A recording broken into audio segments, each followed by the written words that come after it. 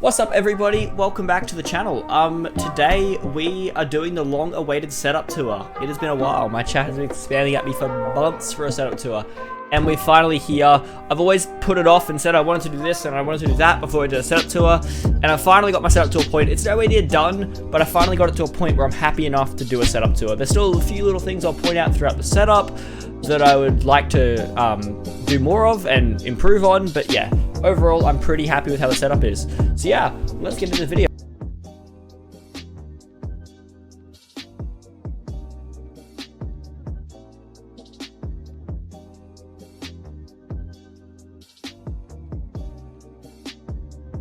What you all came to see.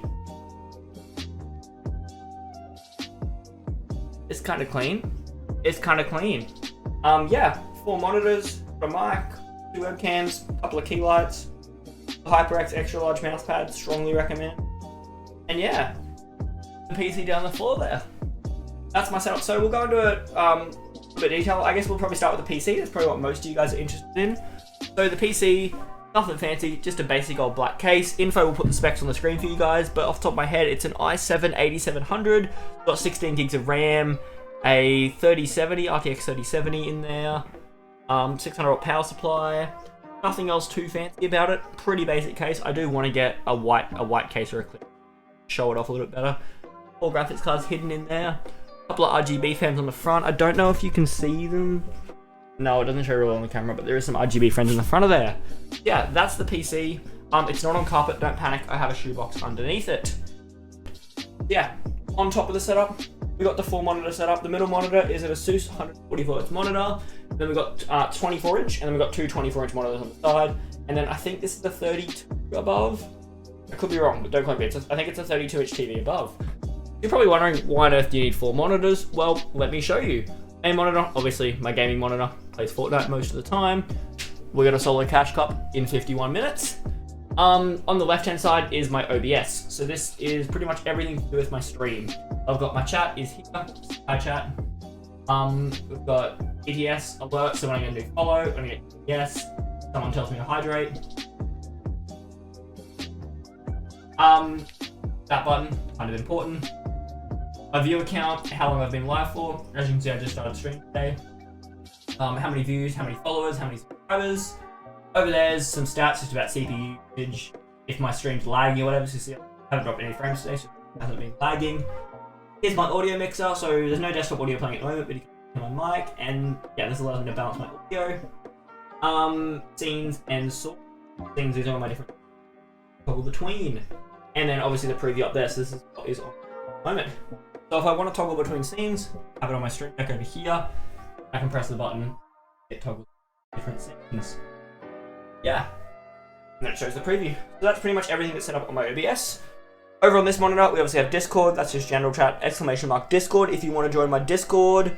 And then over here I have some temps. So you see my CPU is sitting at about 50 degrees at the moment. So that's really handy to have information on.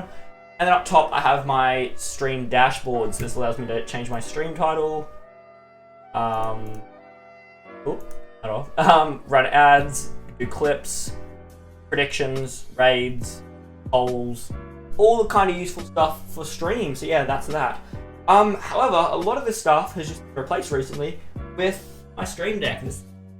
That's the main thing. Yeah, this is my Elgato stream deck. I put off buying this for so long because it is so expensive, but it's honestly one of the most handy things I've had. Basically, it allows me to change all my different scenes. So if I want to go to my main camera,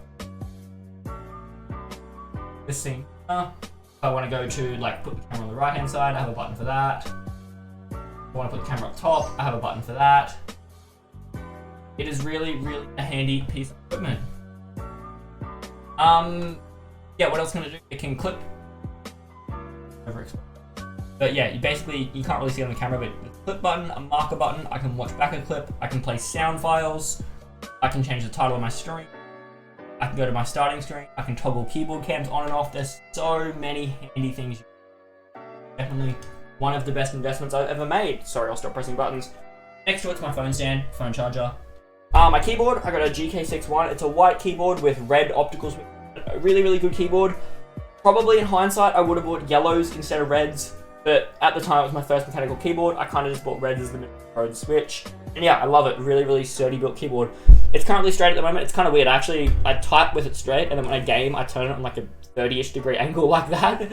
So it's kind of weird. It's a little bit annoying. I have to keep moving my keyboard tilt back. I just can't handle typing on a tilted keyboard. My mouse, the glorious Model O. It's black. Yeah, really, really solid mouse. I bought it for like, what, $60? And yeah, really solid built mouse. Never had any issues with it. The mouse pad is the HyperX extra large mouse pad, which, as you can see, I don't really use. I like my keyboard centered for some reason, so it doesn't really give me a lot of mouse room. Ideally, I would put my keyboard over here to give me more mouse room, but I really want my keyboard centered in the middle of my desk. So as a result, I don't really use the whole mouse pad, but yeah, a really, really good mouse pad. My mic is a HyperX Solocast. Good mic, only like $100. Can't go wrong with it. I've never had any issues with it. And then this is a mic stand. I think I bought it from JB Hi-Fi for like $30. Just a cheap mic stand.